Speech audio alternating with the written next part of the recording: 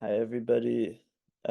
My name is PZF, and today wanted to talk about how to prioritize different healing spells as a Resto Druid in Season of Discovery.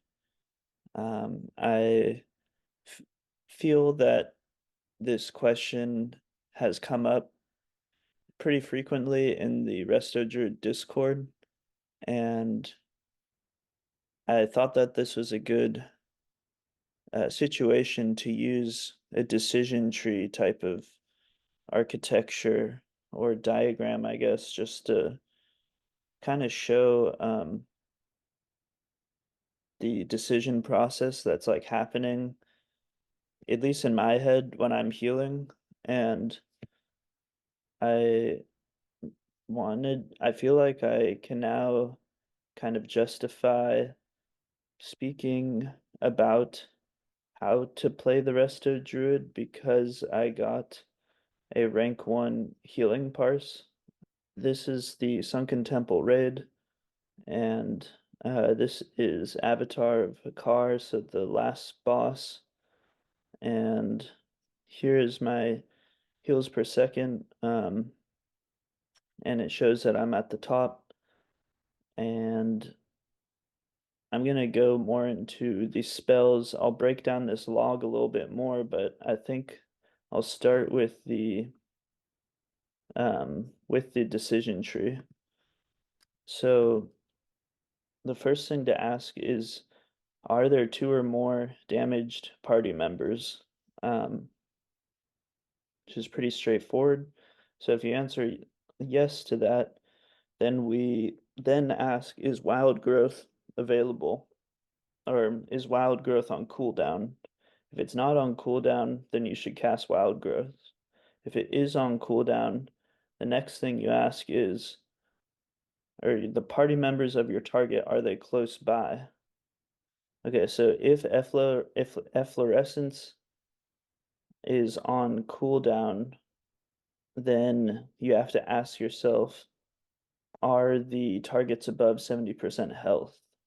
And if that's not true, then it's time to start casting Nourish on each target.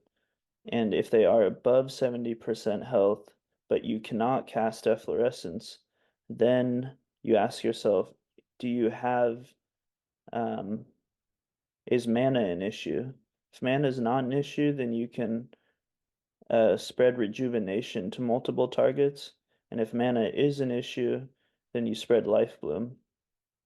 Now we go back up to here. So two or more damaged party members, let's say there is, but you can't cast Wild Growth, and the target members are not close to each other, then again we ask ourselves, are they around 70% health or below?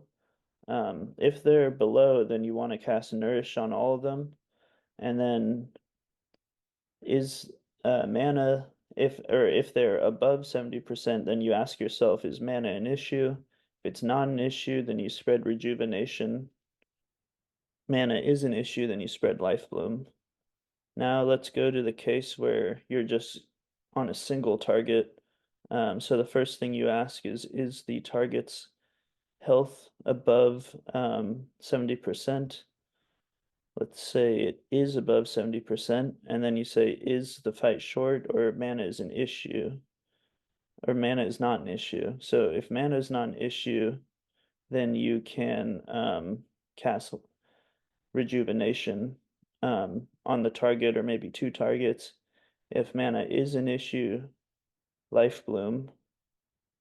And let's say that the target's health is not above 70%. And then we should ask ourselves again, is the target's health above 30% health?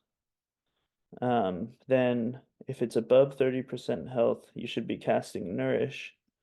Here I'm talking about a Swiftman macro with max rank healing touch. So you should have some macro that essentially uh, instantly casts the highest rank of healing touch. So if the target is not above 30% health, then you should cast the macro. But if you already casted it, then you should just spam nourish. And there will be some slightly different things for if you're healing the tank. For example, you might want 3 life blooms kind of just consistently running on the tank the entire time.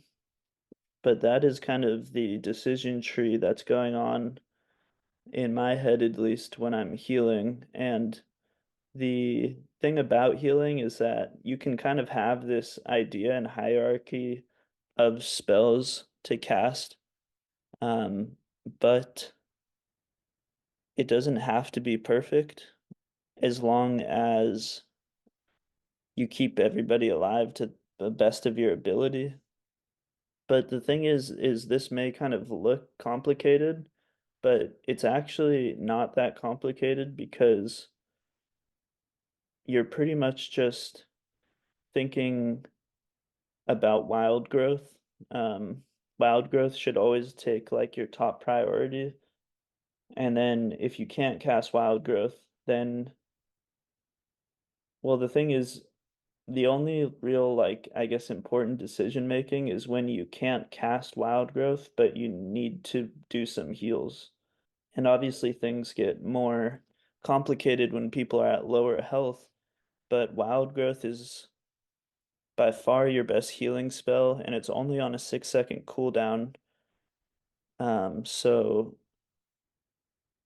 even when people are taking a lot of damage, you will be able to cast a lot of wild growths. One thing that's not mentioned here is your mana, like how to manage it. And in my opinion, I think you should pretty much be using an innervate on each fight when you're maybe around like when the boss is maybe around 50% and maybe your mana's around 50%.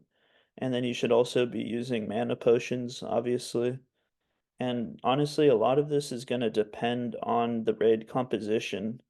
Like all of this really is not important if you have like 3 or 4 healers because you will likely not need to you won't need to min-max your healing.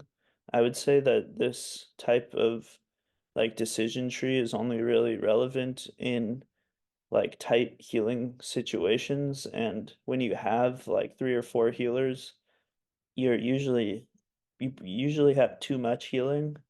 Like Sunken Temple can be 2 healed pretty comfortably, and it may even be able to be 1 healed. It can definitely be 1 healed for certain fights that are short, but I think I just wanted to share this just because this is kind of my thought process when I was healing and I got a rank 1 Parse on the last boss, and I also got a rank 7 complete raid, and that raid bumped me into rank 22 for Resto Druids in the world. But now I think I'm down to rank 24. But let's just talk about that fight. I kind of want to do a breakdown of the spells that I cast because it's pretty straightforward. So obviously this giant bar here is wild growth. I cast it 16 times and it had a very high uptime. I mean, the funny thing is looking back on this, I probably could have healed even more if I just cast wild growth more. Um, well, I definitely could have gotten higher if I used wild growth more. But as you can see, this did almost 60% of my total healing, which is well, I mean that's a ton. I did use a Swiftman and Healing Touch combo at some point. I had a number of Life Bloom casts and a lot of Nourishes because people were very frequently at low health. Um, essentially what happened in this fight is kind of a scuffed hole, and the blood debuff got spread to a lot of the melee, and we were two healing, and then the priest that was healing with me got mind controlled, and we didn't have a paladin there that could cleanse the mind control, and we didn't have another priest, so essentially the other healer just got stuck and couldn't do anything. So I pretty much had to like solo heal this, um, which is why I think I got such a high heal per second. But I mean, there's honestly not too much to explain here. It's just a lot of wild growths, as many as I can, and nourishes in between them. Um, Maybe I could look at the casts. Yeah, let's look at all this. So, okay, so start with wild growth, life bloom, life bloom, life bloom. Yeah, getting 3 stacks on the tank. Nourish, one of the warriors. Life bloom on Hex, life bloom on the tank again. I probably should have cast more, like, at this point I could have distributed more kind of HOTS to more players. The next thing, cast another wild growth.